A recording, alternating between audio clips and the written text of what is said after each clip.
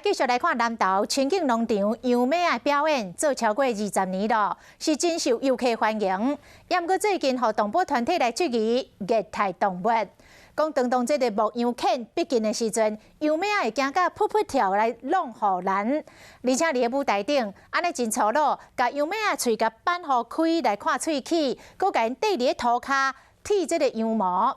动保团体来联署，要求都要停止这款的行为。 赶羊仔狗遇到一大片绵羊咧走，将绵羊赶入去栅栏内底，展现赶羊仔的技术。表演者伫舞台顶用脚甲绵羊压力，用真紧的速度剔绵羊剃毛，观众是看甲真欢喜。这是南投清境农场上有名的绵羊表演。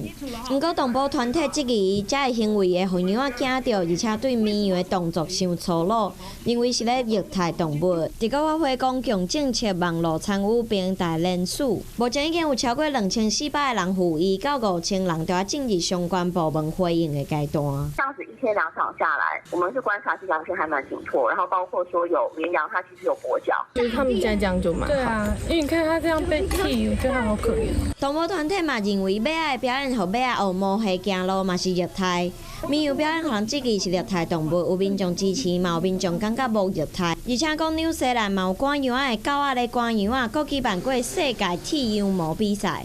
应该算是可以的，因为不然的话我都不会知道说绵羊的生态啊。绵羊跟牧羊犬做最好的保护。那其中如果有一些硬式的栏杆，我们会来修改为比较软式的菱形网。清境农场强调，绵羊表演一切拢会照政府的规定。南投县府加特疾病防治所嘛已经邀请专家组委员会来审查。 调查了后认为，伫动保和相关表演的内容无上大的问题。部分活动规划伫细节修正了后，就会发文准表演的证照。